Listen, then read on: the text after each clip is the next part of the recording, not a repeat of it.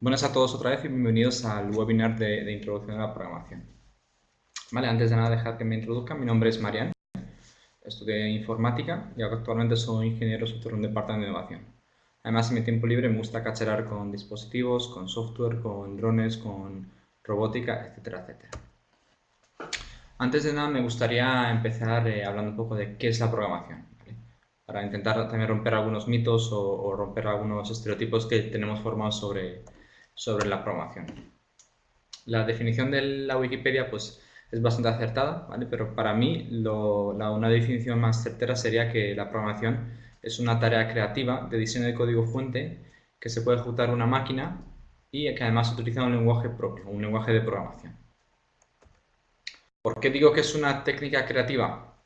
Pues porque la programación se utiliza, por ejemplo, para el desarrollo de videojuegos, ¿vale? Tanto en consolas, en dispositivos móviles, en ordenadores, o como por la robótica, como en este caso, pues para desarrollar un robot y hacer que mueva las manos, que pueda mover la cabeza, que pueda realizar acciones, incluso con una cámara ser capaz de detectar a quién tiene delante. Todo con programación. ¿Vale? También cohetes espaciales, ya no solamente el cohete con el que llegamos a la Luna, sino los cohetes espaciales de hoy en día pues tienen una gran cantidad de código embebido dentro de todos los sistemas. Incluso utilizamos la programación para hacer tareas creativas como pintar un cuadro. A día de hoy somos capaces de, con la programación y con código, de enseñar a una máquina a replicar el estilo de cuadros de Van Gogh. Por lo tanto, pues, como en este caso, pues, inspirarse en una foto y aplicarle el estilo de cómo lo dibujaría Van Gogh en sus cuadros. Bueno, antes comentaba sobre el lenguaje de programación, pues al final es un lenguaje formal, ¿vale? Con su propia sintaxis, igual que es el castellano, solo que está orientado a programar acciones en un ordenador. Y además el resultado de ese lenguaje de programación, aunque nosotros lo escribamos con un lenguaje que nos resulte familiar, va a ser lenguaje máquina, código máquina. Al final la tarea del lenguaje de programación es eso, servir de puente intermedio entre los unos y los ceros que son capaces de entender las máquinas y los idiomas que nosotros conocemos, ¿vale? Por lo cual hace un poco de traductor.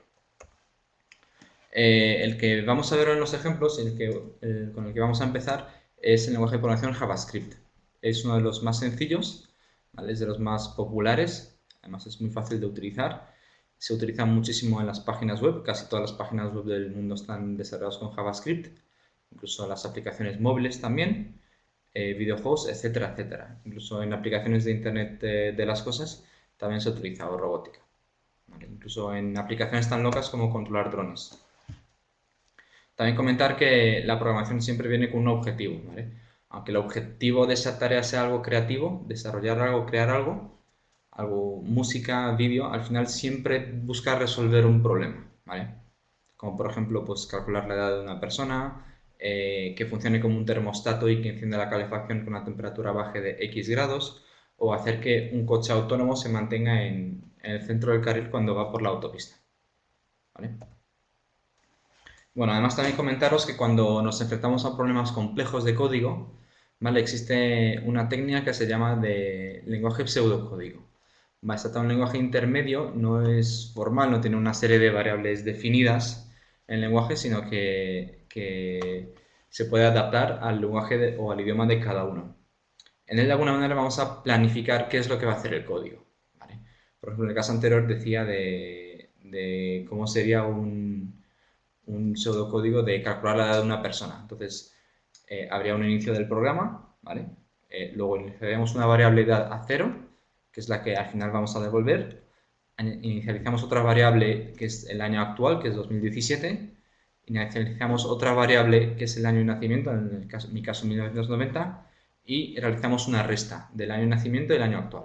Entonces, con eso obtenemos un resultado, que será 27, y eso es lo que vamos a devolver. Y con eso se va a acabar el programa.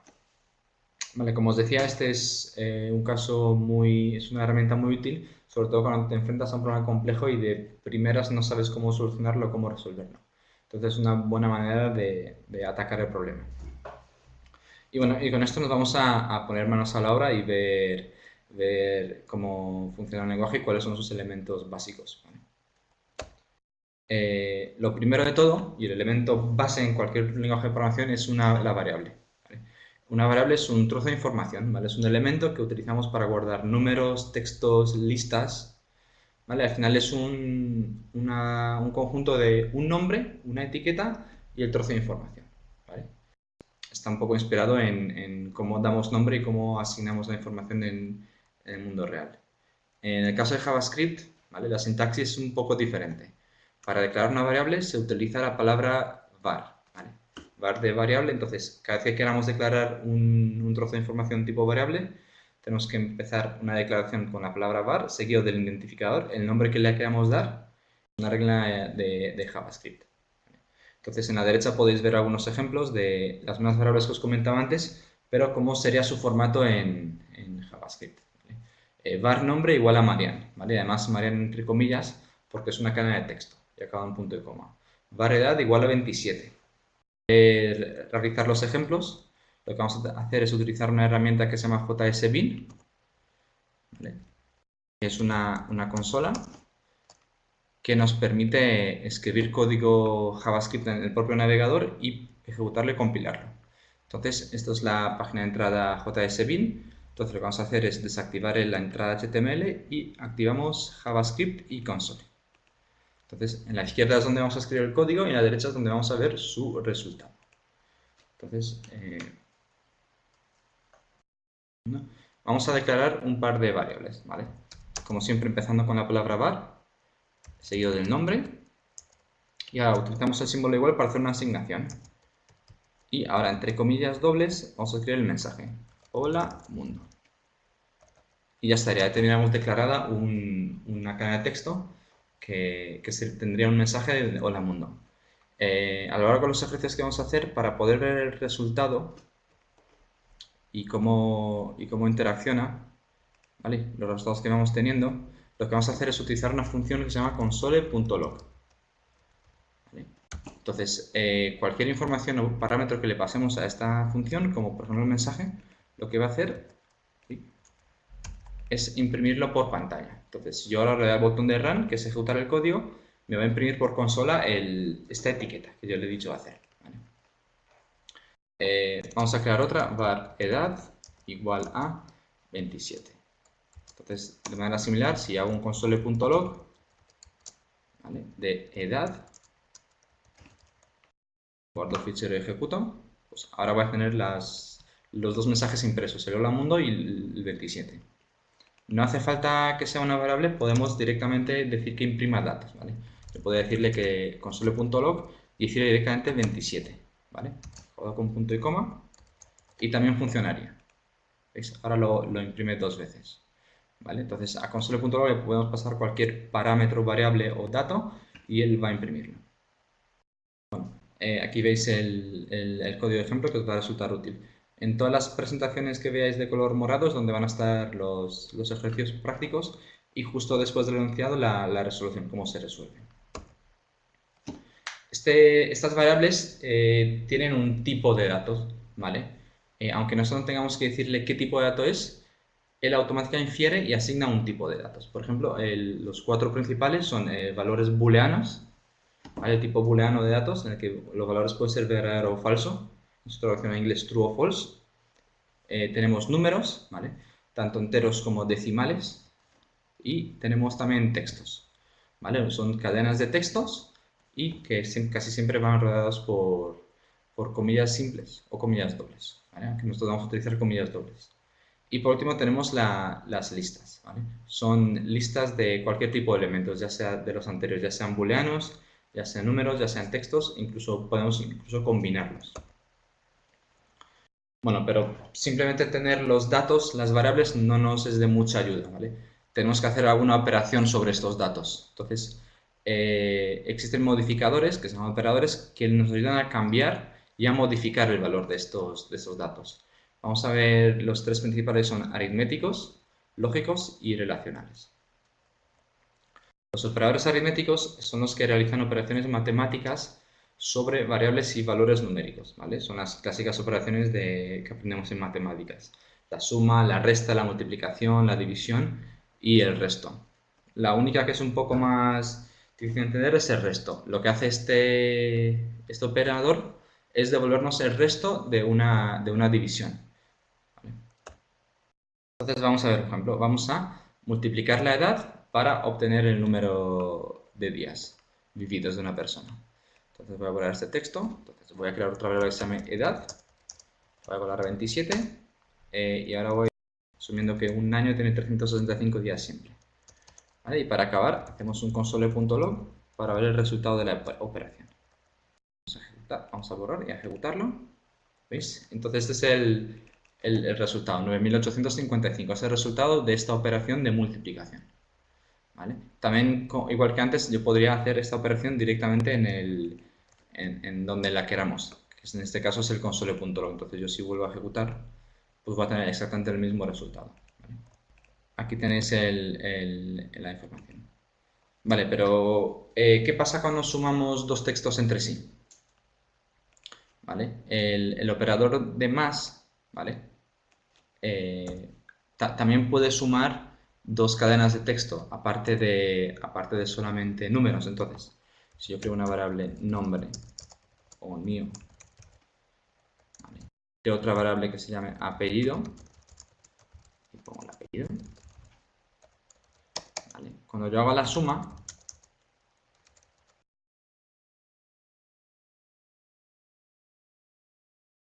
veamos el resultado que va a tener.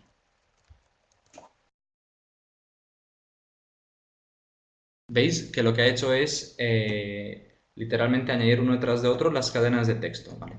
Porque aquí la suma la entiende como el añadir, ¿vale? Justo a continuación. Podemos incluso hacer más operadores directamente aquí. Por ejemplo, si queremos añadir un espacio, pues añadimos directamente otra cadena de texto que sea solamente un espacio, ¿vale? Y al ejecutarlo, pues ahora vemos el espacio. Incluso lo que podemos hacer es sumarle a una cadena de texto un número. Entonces yo le sumo 27 a esta cadena de texto que hemos creado antes, pues lo que va a tener es mi nombre, mi apellido y el número 27 sumado. ¿Vale? Entonces la operación de suma también es válida para otro tipo de datos, no solamente para números. ¿Vale? ¿Vale? Aquí tenéis otra vez el ejemplo. Y bueno, los siguientes tipos de operadores que vamos a ver son los relacionales, ¿vale? Son los que se tratan de hacer comparaciones o comprobaciones entre distintas variables. El primero es el de asignación, que es el que hemos visto al principio cuando declaramos variables y decíamos que una variable es igual a un valor. Luego tenemos el de mayor o mayor igual, ¿vale? Que lo que devuelve es un valor booleano, verdadero o falso, igual con el operador menor o menor o igual. Y luego tenemos otros dos operadores un poco más diferentes. Tenemos el operador de igual, que es el que comprueba si dos valores tienen el mismo valor, ¿vale? Si dos números son iguales, si uno es igual a 1 o si A es igual a A. Y por último el operador distinto, para hacer comprobaciones si los datos son distintos entre sí. Entonces vamos a hacer unos ejemplos. Vamos a comprobar si una persona es mayor de edad, ¿vale? Entonces, volvemos a la consola de JSBin. Entonces creamos una variable que se llame edad, ¿vale? Que la mía será 27. Creamos otra variable que sea mayoría de edad, ¿vale? Que será 18. Y ahora lo que vamos a hacer es guardar en otra variable el resultado de la comparación, ¿vale? Vamos a llamarla es mayor de edad. Lo que vamos a hacer es igualarla a la operación de comparación. Si edad es mayor o igual que mayoría de edad. Vale. Ahora cuando hagamos un console.log de esta variable que acabamos de crear, deberemos tener un valor verdadero o falso. ¿Vale? En este caso es verdadero. Si yo en lugar de 27 pongo 17, ¿vale? Voy a obtener un resultado de falso, porque esta operación es falsa, no es verdad. Vale, vamos a también hacer una comprobación entre cadena de texto. Vamos a ver si dos personas tienen el mismo nombre. Entonces, var nombre igual a José, ¿vale? Y var otro nombre igual a Juan. Entonces vamos a crear una tercera variable que se llame son iguales y aquí vamos a hacer la comparación del nombre igual a otro nombre. Y ahora simplemente imprimimos el resultado otra vez y veamos el resultado. No, evidentemente es falso, ¿vale? Vamos a poner José en el otro nombre también a ver si el resultado cambia. Vale, en este caso el resultado dice que es verdadero, que es el mismo nombre. Cuando hacemos este tipo de comparaciones, ¿vale? JavaScript, lo habitual es poner 3 iguales, no solamente 2, ¿vale? Es como funciona internamente JavaScript y en caso de no poner 3 es posible que nos dé problemas, ¿vale? Es que si lo vuelvo a ejecutar, da el mismo resultado, true. Vamos con los siguientes ejemplos. Tenéis las demostraciones.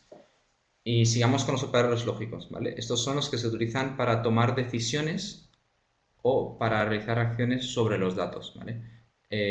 Lo que obtienen siempre es se obtiene siempre un resultado de lógica binaria, ¿vale? De estas operaciones solo se obtienen un verdadero o un falso. Los dos operadores principales son la negación, que es el que realiza la inversa de una variable. Luego tenemos el OR, o en castellano y luego el AND. El OR se utiliza cuando queremos comprobar si un valor y si otro también. Entonces lo que estamos diciendo es que compruébame que cualquiera de estas es verdad. El AND lo que hace es es todo lo contrario, lo que te obliga es que todas las comparaciones, todas las operaciones que tú realices tengan que ser verdad, ¿vale? Como tal. Entonces veámoslo con algunos ejemplos. Vamos a comprobar si una persona no es mayor de edad, ¿vale? Entonces, vamos a volver al ejercicio anterior.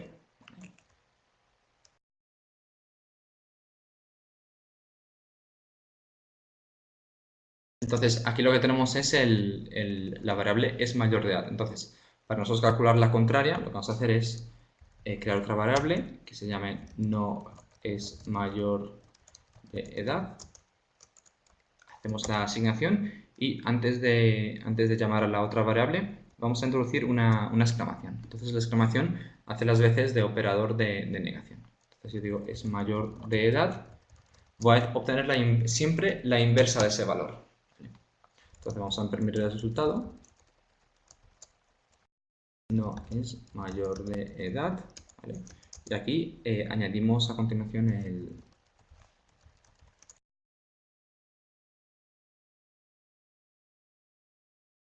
y veamos el resultado. Bueno, si os fijáis, el primer resultado es verdadero, porque efectivamente yo soy mayor de edad, y en el segundo resultado es falso, ¿vale? Lo cual hace verdadero. Entonces, si yo pongo la edad de 13 años, ¿vale? Pues la inversa tendrá que ser la true, ¿vale? Porque la persona no es mayor de edad. Vamos a hacer otro pequeño ejemplo y es que vamos a comprobar si una temperatura es confortable, ¿vale? Para eso vamos a comprobar si la temperatura es menor de 26, ¿vale? Y mayor que 19 grados, ¿vale? Entonces, lo que vamos a hacer es crear una variable que se llama temperatura, ¿vale? Que en este caso la vamos a poner a mano, vamos a ponerle 20 grados y ahora vamos a crear otra variable que se llame confortable. ¿Vale? Y aquí la vamos a igualar a la siguiente comparación. Primero tenemos que comprobar si la temperatura es menor de 26 grados. Entonces, temperatura menor de 26. Pero también tenemos que hacer la otra comprobación, que es que si el número es mayor que 19. Entonces, para hacer eso, lo que vamos a hacer es utilizar el operador ampersand dos veces. Entonces, si la temperatura es menor de 26 y la temperatura es mayor que 19, ¿vale? La temperatura va a ser confortable. Entonces vamos a imprimir el resultado de esto.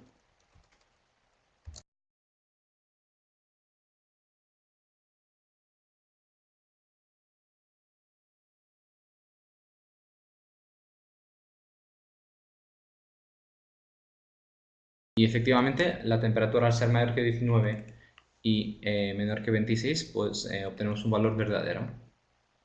Si aquí en lugar de poner un ampersand ponemos las barritas de la operación OR, ¿vale? Con que se cumpla una de ellas, la afirmación ya va a ser verdadera, ¿vale? Entonces, he cambiado el AND por el OR, ¿vale? Y ahora al ejecutarlo, ¿vale? Pues también va a dar true, ¿vale? Pero si yo pongo aquí 5 grados, ¿vale? También me va a responder como true. ¿Por qué ha pasado esto? Pues porque no se ha molestado en comprobar la segunda parte de la comparación. Él ha visto que la primera es verdadera y como tiene un operador de O, el OR, pues directamente da el resultado. Lo siguiente que vamos a ver son las estructuras de control de flujo, ¿vale? Estas lo que hacen es que nos permiten introducir reglas para tomar decisiones en base a los datos, ¿vale? Son tres operadores principales, son el if, else y el if. La traducción en castellano es sí, si no, sí, ¿vale? Entonces veamos el if, lo que hace es que comprueba una condición, una comparación o cualquier otro tipo de acción y el bloque de código que haya dentro de ese if lo va a ejecutar, ¿vale? Entonces vamos a hacer una pequeña comparación. Lo que vamos a hacer es que si hay más de 25 grados, vamos a decir que hace calor. Entonces nos vamos otra vez a la consola. Entonces ya tenemos aquí la temperatura. Entonces vamos a abrir un if, utilizando la palabra if. Entre paréntesis lo que vamos a tener es la condición, ¿vale? Y por último, entre llaves, el bloque de código, ¿vale? Si yo solo lo dejo aquí vacío, esto se va a ejecutar, pero no va a hacer absolutamente nada. Entonces la condición que yo le tengo que poner es if temperatura mayor que 25 grados. Y en caso de que pase esto, voy a hacer un console.log de hace calor.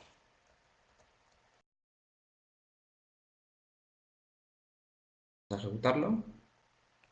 Y al ejecutarlo no pasa absolutamente nada, ¿vale? Porque la temperatura es igual a 5 grados. Yo sin embargo aquí pongo 35, ¿vale? En cada ejecución el programa va a decir que efectivamente hace calor, ¿vale? Entonces, de esta manera es como se utiliza if, ¿vale? La palabra if. La palabra else if, ¿vale? Lo que va a hacer es que en caso de que la primera secuencia if no se cumple, porque siempre van encadenadas, ¿vale? Va a analizar el dato y en caso de que se cumpla su condición, es él el que se va a ejecutar, ¿vale? Entonces, por ejemplo, en el caso anterior, pues si decidimos que hay más de 25 grados, pues decidimos ejecutar la acción de encender el aire acondicionado. Pero si por el contrario hace frío, imaginaros que hace menos de 10 grados, lo que vamos a hacer es encender la calefacción, ¿vale? Y son acciones encadenadas, ¿vale? No voy a hacer las dos, voy a decidir por una de ellas. Por eso decimos que son sentencias de control de flujo. Y por último, el else, que es el caso por defecto. En caso de no cumplirse ninguna de ellas, ¿vale?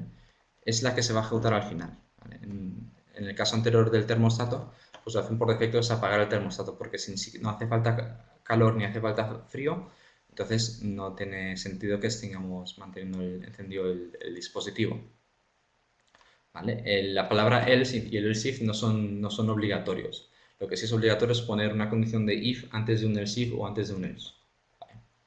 Entonces, lo que vamos a hacer ahora mismo es un ejercicio en el que vamos a transformar una nota, un número, en un cualificativo, ¿vale? Nos vamos otra vez a la consola y en este caso lo que vamos a hacer es generar una nota de manera aleatoria, ¿vale?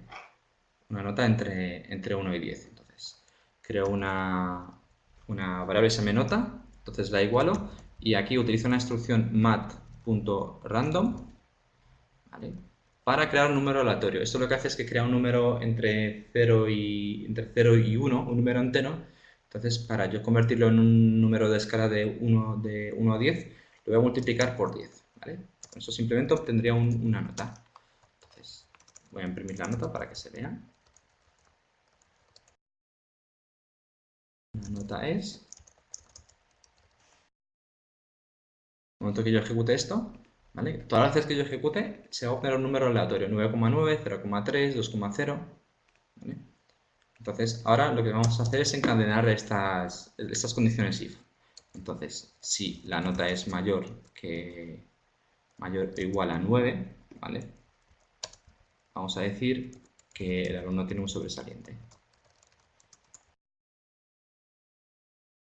¿Vale? Y aquí no haría falta escribir nada más, ¿vale? Pero a menos que tenga un 9, ¿vale? Que no ha aparecido todavía, no va a pasar el código por esa parte. Entonces vamos a añadir un else if. Si la nota es mayor o igual a 7, ¿vale? Vamos a decir que tiene un notable. Ahora, si la nota es mayor o igual a 5, vamos a decir que el alumno tiene un bien. Y por último, el caso por defecto, en caso de que no se cumpla ninguna de estas condiciones, en caso de que la nota no sea mayor que 5 o igual a 5, ¿vale? El alumno lo que va a estar es suspenso, ¿vale?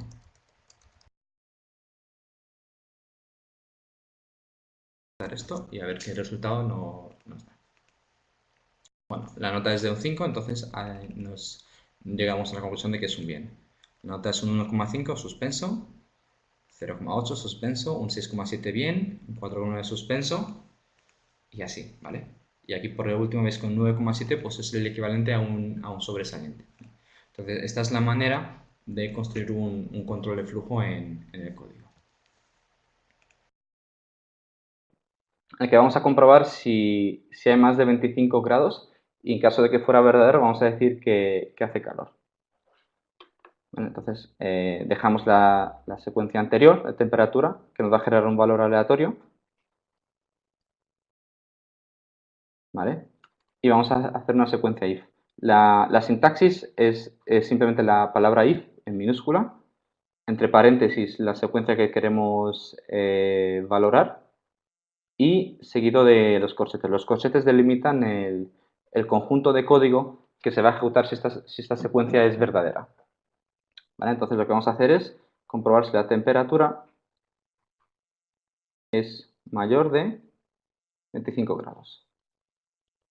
¿Vale? En caso de que lo sea, imprimimos por pantalla el mensaje de hace calor. ¿Vale? Lo ejecutamos. Y bueno, la temperatura es de 2 grados, en este caso no hace calor. Ejecutamos un par de veces. 2, 23, 10, 27. Y en este caso, ¿veis? Cuando la temperatura ha sido mayor de 25, que en este caso 27, imprime la cadena de texto hace calor. ¿Vale? Entonces ha ejecutado este trozo de texto, esta secuencia. ¿Vale? El ejemplo es exactamente igual. Y bueno, las otras dos secuencias hermanas del if son el else if y el else. El else if es, traducido al castellano, es si no si. Entonces lo que hace es que si la primera secuencia if no es verdadera, va a intentar ver si la segunda lo es y ejecutarse. Por eso que son instrucciones que van encadenadas. ¿Vale? Un else if siempre tiene que ir precedido de un if. En este caso que cuento aquí, pues si hace calor, ¿vale? Y se cumple la secuencia, enciendo el aire acondicionado. Si no hace calor, es decir, que si la primera secuencia no es verdadera y encima hace frío, enciendo la calefacción. ¿Vale? Veamos el ejemplo con el ejemplo anterior. ¿Vale? Entonces, para hacer una secuencia de if, escribimos else if por separado, ¿vale? Y vamos a poner si la temperatura es menor de 10 grados, abrimos un corchete para describir el bloque de este else if y hacemos un console.log, hace frío. Ejecutamos, 45 grados, hace calor, 13 grados, no impreso nada porque ni hay más de 25 grados ni hay menos de 10. 11, 3, ¿ves? En este caso ya se cumple. Dice que las temperaturas son 3 grados, entonces el código entra aquí. Entra a ejecutar todo lo que haya en este bloque, separados por estas llaves. ¿Vale? Y la última secuencia que se puede utilizar una cadena if-else es para cualquier otro caso. El else se utiliza cuando ninguna de las opciones anteriores es válida y es la última opción y la opción por defecto. Si no hace calor y tampoco hace frío, pues voy a apagar el termostato, para seguir con el ejemplo anterior. Entonces, para completar este ejemplo, pues para acabar con la última opción, escribo un else, abro otras llaves para escribir otro bloque de código y voy a imprimir el mensaje a apagar termostato, porque no hace falta, no hace ni calor y no hace frío tampoco. Voy a ejecutarlo, 32 grados, 13 grados. En este caso, el código pasa a ejecutar la tercera opción, el else. Entonces recordad, el if se utiliza para cuando, como primera opción siempre, el else if puede ir en intermedias, no es obligatorio tampoco, y el else es lo último. De hecho, podemos tener varias secuencias else if, pero solamente podemos tener una if y una else, de manera encadenada. ¿Vale? Si esto lo hiciéramos por separado, podríamos tener todas las secuencias if que queramos. ¿Vale? Y no pasaría nada. Porque son secuencias independientes. ¿Veis? Vale. Vamos a hacer un ejercicio un poco más complejo con el if y el else. Vamos a intentar transformar una nota, un valor numérico entre 1 y 10, en un cualificativo, bien, sobresaliente, notable, etc. Entonces vamos a calcular una nota de manera aleatoria entre 0 y 10. Entonces llamamos otra vez la función que nos genera un número aleatorio y lo multiplicamos por 10. ¿Vale? Y ahora hacemos una secuencia de if. If la nota es mayor o igual a 9, abrimos corchetes y sacamos el valor sobresaliente. ¿Vale? Else if la nota es mayor o igual a 7, vamos a imprimir el valor notable. Else if, y aquí veis, encadena otra ejecución else if, es mayor o igual a 5, imprimo el valor bien. Y por último, me dejo el else en la opción por defecto. ¿Qué pasa? Que si la nota no es mayor o igual que 9, no es mayor o igual que 7 y no es mayor o igual que 5, significa que tenemos una nota menor que 5. ¿Vale? Entonces, en el else es donde englobaríamos la opción de suspenso. ¿Vale? Vamos a comprobarlo. Dice que la nota es un suspenso. Vamos a imprimir también el valor de la nota para comprobar que esto es verdad. Hacemos un console.log donde imprimimos la suma de la cadena de texto nota y con el valor numérico. ¿Vale? Nos ha generado la nota 4, que es un suspenso, 6,1, que es un bien, 0,006, suspenso, y un 8, que lo considera un notable.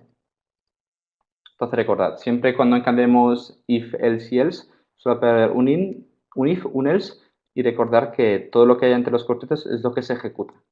¿Vale? Normalmente esta secuencia no son tan simple y aquí en cada bloque tendríamos algo más de código. No será tan simple como una línea. Ya hemos visto cómo tomar decisiones con estos datos, cómo hacer una cosa u otra en función de las variables y sus valores. ¿Vale? Ahora lo que vamos a hacer es ver cómo hacer repeticiones.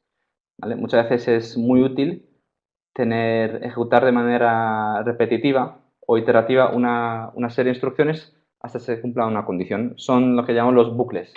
¿Vale? Ejecuta esto hasta que no acabes la tarea. ¿Vale? Sería ese tipo. Y hay tres principales tipos de bucles. El while, el for y el for. Vamos a empezar con el while, que la traducción en castellano será algo así como mientras.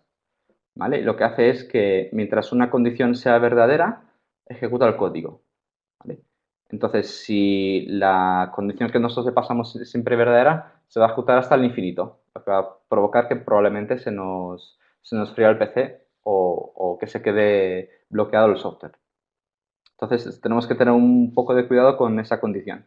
Y mientras esa condición sea verdadera, ejecuta un trozo de código. ¿Vale? Vamos a hacer un primer ejemplo de contar hasta 10. Entonces, lo que vamos a hacer es crear una variable que se llame contador. La inicializamos en 0. Y vamos a ver cómo es la función while. Se utiliza la palabra while, que es esta aquí, entre paréntesis la secuencia y entre llaves el bloque de código. Entonces, lo que nosotros vamos a comprobar es que si contador es menor o igual que 10. Entonces, mientras el contador sea menor o igual que 10, mientras esta condición se cumpla, lo que vamos a hacer es sumarle un punto, un valor. Entonces, lo que vamos a hacer es sumar contador más 1. Y vamos también a imprimir el valor que llevamos.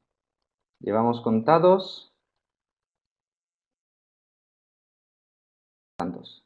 Entonces, si yo ejecuto esto, ¿veis? Cuenta de 1 al 11. ¿Por qué empezó hasta 11? Porque la condición que yo le he dicho es que mientras seas menor o igual que 10. Esto quiere decir que cuando el contador sea igual a 10, también entra dentro del bucle. Entonces lo que voy a hacer es quitarle el igual y que la condición se quede con un menor que 10. ¿Veis? Ahora lo he hecho de forma correcta. Llevamos contados 1, 2, 3, 4, 5, 6, 7, 8, 9, 10. Entonces lo que hemos hecho es que en cada iteración de este bucle while hemos modificado la variable contador para sumarle 1. Y esto se ha ejecutado 10 veces. Cuando hay una sola operación aritmética, podemos hacer un truco que es acordar la declaración y poner directamente un más y un igual. Y luego el número. Esto lo que hace es que se suma a sí mismo, ¿vale? Con la expresión que le pongamos en la parte derecha. Entonces, esto va a dar el mismo resultado que antes. Va a contar de 1 a 10 el valor. Y si imprimimos al final el resultado, para comprobar que efectivamente el valor de esa variable ha cambiado, el valor final del contador, pues imprimimos el valor. ¿Veis? El valor final del contador pues es de 10. ¿Vale? Entonces esto es la forma de un bucle while. Vamos a hacer otro ejercicio rápido. Vamos a ver cuántas veces se puede dividir por 2 un número. ¿Cuántas veces es divisible entre 2? ¿Vale? Entonces voy a crear aquí un 24, por ejemplo. Y en este caso va a variar un poquito. Lo que vamos a hacer es que la condición es un poco más compleja. Lo que tenemos que comprobar es cuántas veces es divisible. ¿Vale? Uno de los operadores que os mostraba al principio de los aritméticos era el resto, el módulo, usado con el porcentaje. Entonces, cuando el módulo del número entre 2, es decir, el resto de la división entre 2 sea 0, es decir, que el número se puede ir entre 0, vamos a incrementar un contador, ¿vale? En una posición. 1. Vale, este contador hay que crearlo. Entonces vamos a crear otra vez una variable contador igual a 0. ¿Vale? Entonces esto se va a ejecutar todas las veces que el número es divisible entre 2. ¿Vale? Se me ha pasado poner 3 iguales. Y vamos a ver el resultado. El número, aquí imprimimos el valor, se puede dividir contador veces. ¿Vale? Vamos a guardar. Vaya. Hay un error. Igual, vale. No le ha gustado.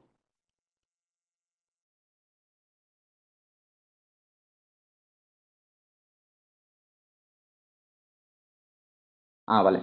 ¿Qué es lo que ha pasado? Que lo ha hecho hasta el infinito. ¿Y por qué lo ha hecho hasta el infinito? Porque no hemos modificado el número, ¿vale? Porque aquí le decimos, ¿24 es divisible entre 2? Sí, pero no lo hemos dividido entre 2 para hacer la operación igual. Entonces lo que tenemos que hacer es coger el número, ¿vale? Y dividirlo entre 2. Entonces en la siguiente ejecución del código, el valor de este número será 12, ¿vale? ¿Vale? El número 3 se puede ir 3 veces. ¿Qué es lo que ha pasado aquí? Que hemos impreso el valor del número después de modificarlo. ¿Vale? Esto teníamos que hacerlo al principio, porque al final nos queda el último valor que no se puede dividir. Por ejemplo, si pusiera el 5, que no es divisible entre 2, pues nos diría que se puede dividir 0 veces. ¿Qué es lo que ha pasado? Que el bucle no se ha ejecutado ninguna sola vez. ¿vale? Esta ejecución se ha evaluado al principio, directamente es falsa, entonces no se ejecuta nada. Y directamente tenemos el resultado de 0, que el número 5 se puede dividir 0 veces. ¿Vale? Por eso es importante que tener cuidado con lo que hay en el interior de este bloque, porque podemos crear un bucle infinito y eso probablemente dé lugar a errores. Entonces tenemos que ser cuidado y tener en cuenta el modificador que tenemos que realizar. Vale. Otro de los bucles que tenemos es el for, ¿vale? Es una llamada que lo que hace es recorrer una lista completa de manera secuencial uno a uno. Para cada elemento en la lista, haz esta cosa. ¿Vale? Vamos a crear una lista de nombres y vamos a ver cómo se utiliza.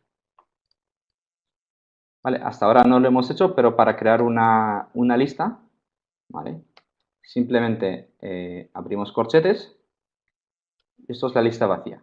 Entonces, para inicializarla con valores, empezamos a poner nombres y los separamos con una coma.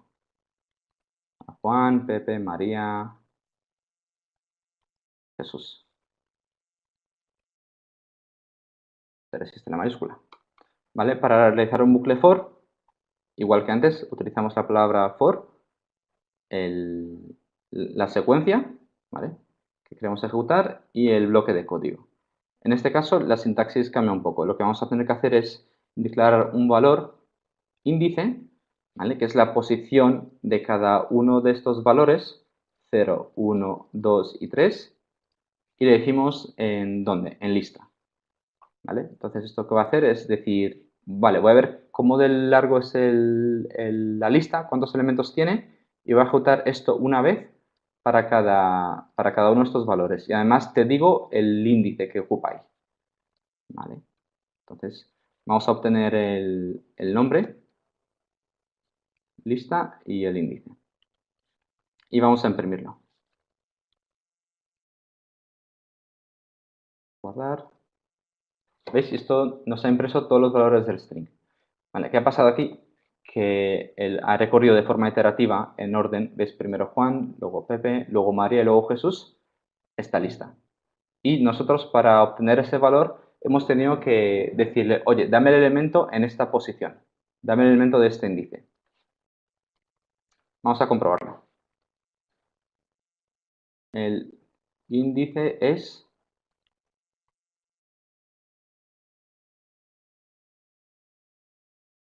¿Vale? El índice es 0, Juan, el índice es 1, 2 y 3. Lo que nos da esta variable, que la podemos llamar de cualquier manera, es el número en la lista. Y además, para poder llegar a ese atributo, esa posición, tenemos que utilizar los corchetes. ¿Vale? Si yo aquí pongo el valor 1, ¿vale? Lo que va a hacer es imprimir todas las veces el elemento número 1 de la lista, ¿vale? Que es Pepe. Aunque yo haga un for y recorra todos los elementos. ¿Vale? Esto es un valor que cambia en cada ejecución, que ellos mismos se encargan de actualizarlo. Entonces, para acceder a elementos de la lista, pues simplemente el nombre de la lista y entre corchetes la posición. Tal como funcionan las listas en la mayoría de los lenguajes de programación, es que la primera posición es la posición 0 y la última posición es la longitud menos 1. ¿Vale? Y ya tendríamos este ejercicio. Tenemos impreso todas las personas. ¿Vale? Aquí otra vez el ejemplo. Y para acabar con los bucles vamos a ver el bucle de tipo for. ¿Vale? En realidad el bucle tipo for in es un ejemplo o una versión acortada del for. ¿Cómo funciona esto? Es que hay tres instrucciones principales. Hay una instrucción de inicialización que realiza una operación la que sea. Hay una ejecución que comprueba que el bucle se debe seguir ejecutando. Hay una actualización, donde habitualmente actualizamos una variable. Y por último hay un bloque de código. ¿Vale? Se utiliza para realizar una operación de manera repetitiva hasta que se cumpla la operación. ¿Vale? Para que os hagáis una idea de cómo funciona, pues primero está la inicialización. ¿Vale? Luego evaluamos una condición, si el elemento de la lista es 2, o lo que nosotros queramos. Entonces, tras hacer esa evaluación, si se cumple la condición, se va a ejecutar nuestro código, el bloque del código que nosotros describamos, ¿vale? Actualiza un valor y vuelve a evaluar la misma condición. Por eso es que es un bucle, ¿veis? Aquí es entre la evaluación de la condición, el código y la actualización es donde tenemos el bucle en sí, ¿vale? Y en caso de que no se cumpla, pues es el fin, ¿vale? La inicialización solo se ejecuta una vez y esto es lo que se repite, la actualización y el código de código que tengamos dentro. ¿Vale? Vamos a hacer el mismo ejemplo que antes, imprimir por pantalla todos los nombres de una lista y luego contar cuántos Juan hay. ¿Vale? Para realizar aquí el mismo for, lo que vamos a hacer es crear otra variable que se llame índice, ¿vale?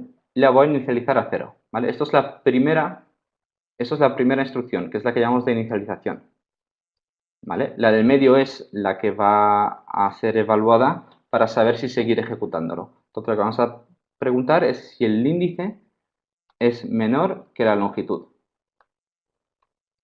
¿Vale? Esta llamada length evalúa el tamaño de la lista. Entonces, esto se va a ejecutar hasta que el índice sea menor que la lista.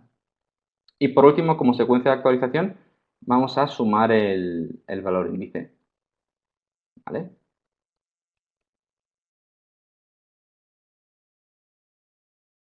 El índice es 0, porque esto... Vale, hemos creado otro bucle infinito. ¿Por qué? Vale.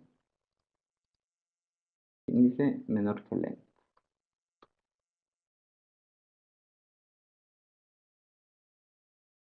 A ver. Vale, ahora ya funciona. El índice más es otra manera de incrementar una vez una variable. Incrementa por un número, por un 1. Índice más, ¿vale? Es igual que hacer índice más igual a 1 o incluso índice más 1. Incrementa por por 1 la variable. ¿Veis? Entonces esto es exactamente el mismo for que antes, ¿vale? Solo que tenemos divididas estas partes. Entonces la forma en la que por recordar es el for, inicialización, ¿vale? Evaluación y actualización. Bueno, entonces, esto es lo que va a hacer una sola vez, que en nuestro caso es inicializar la variable a 0 al principio, la condición de continuar o no, y por último la actualización, que es donde decidimos incrementar el índice en 1. ¿Vale? Ahora vamos a hacer otra cosa, que es el segundo ejercicio, y es ver cuántas veces aparece el nombre Juan. Entonces lo que vamos a hacer es añadirlo otra vez y comprobar que el valor que sea 2. Entonces declaramos otra variable de repeticiones y la inicializamos a 0. ¿Vale? Porque en principio a priori no sabemos cuántas veces aparece. Entonces, con este for lo que vamos a hacer es recorrer toda la lista. ¿Vale? Entonces dejamos la secuencia de impresión del índice y si el nombre, ¿vale? Que es llamando al elemento lista a ese índice es igual a Juan, ¿vale? Vamos a incrementar la variable de repeticiones en 1 y vamos a imprimirlo al final el valor. Juan aparece, repeticiones, veces. Vamos a guardar. Y aquí nos dice que Juan aparece 2 veces, lo cual es verdad. ¿Vale? Si quito los 2, aparece 0 veces. ¿Vale? Esto es un ejemplo de las cosas que podemos hacer dentro de un bucle for. Habitualmente cuando recorremos una lista entera, de principio a fin es para hacer una comprobación y comprobar una verdad. Ver cuántas veces aparece la palabra Juan, si aparece María, si aparece Jesús, si un número es entero, etc. ¿Vale?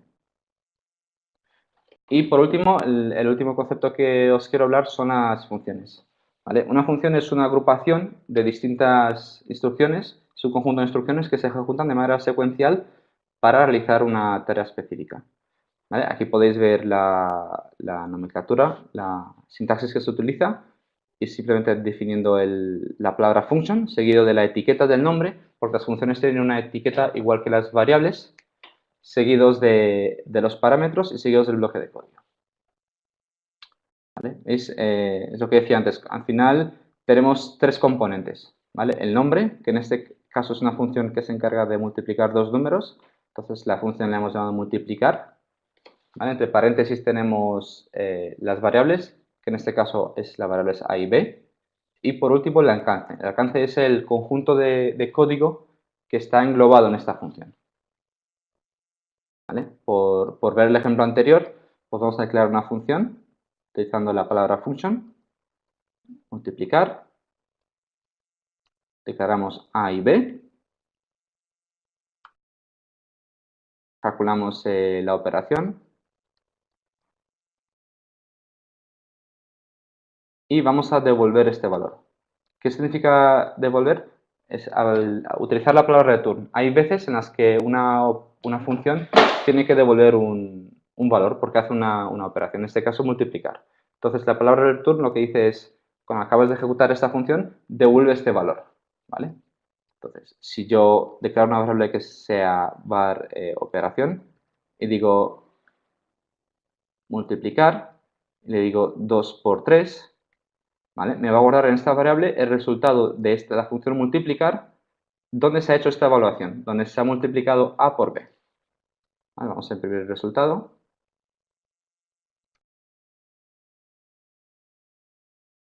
¿Veis? En este caso es 6. Si pongo, no sé, 15, es 45. Es muy útil porque podemos llamar múltiples veces a este valor, ¿vale? Yo puedo decir, pues la vuelvo a declarar y quiero volver a calcular 15 por 4. Y vuelvo a imprimir el valor. ¿Veis? Pues 15 por 4 es 60. Entonces es muy útil cuando tengamos que repetir muchas veces una operación. Entonces decimos, vale, esta función va a realizar todo esto y no duplico el código muchas veces. ¿Vale? Nombre, recuerda el nombre, los parámetros que pueden ser 0 o muchos. No es recomendable que tengan más de 3, ¿vale? Pero es totalmente válido que no tengan ningún tipo de parámetro. Y la función del retorno, que en este caso es nuestro alcance, el bloque de código que está englobado dentro de esa función. Vale, por haceros un spoiler, antes hemos utilizado la secuencia console.log para imprimir en pantalla un texto, pero console.log en sí es una función, ¿vale? Nosotros a console.log pues lo llamamos utilizando el nombre y entre paréntesis el parámetro. El parámetro que le pasamos es lo que queríamos imprimir por pantalla. ¿Vale?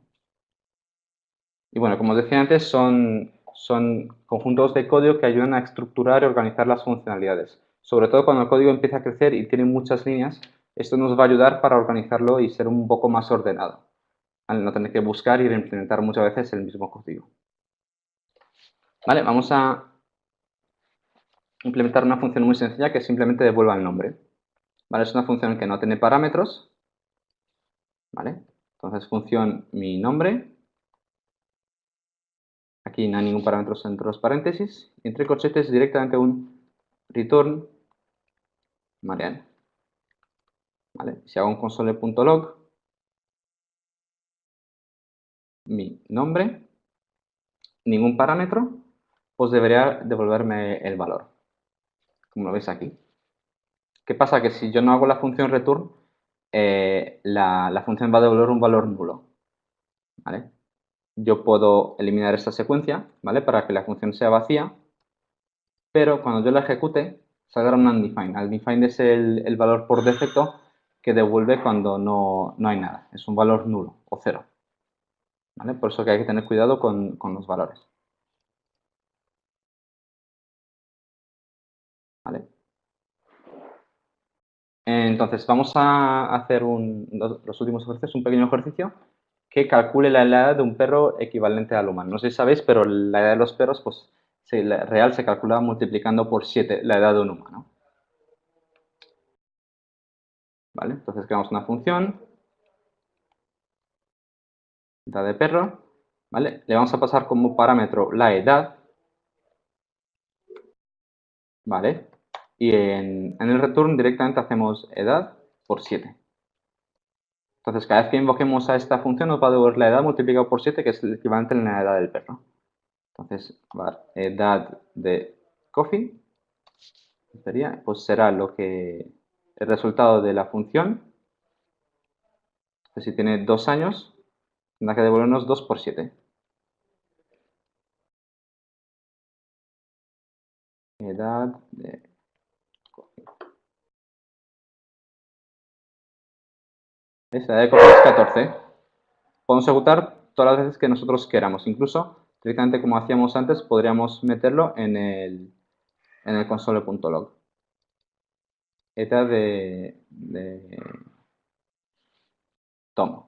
Entonces, aquí le ponemos un 7,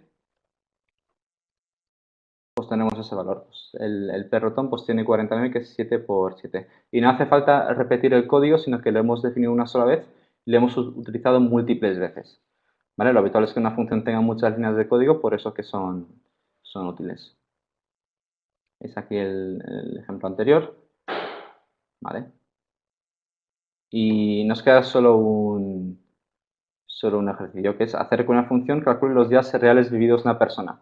No sé si os acordáis antes que hacíamos lo resolvíamos directamente multiplicando los días por los años. Pero en realidad los años, cada 4 años hay un año que tiene un día más. ¿Vale?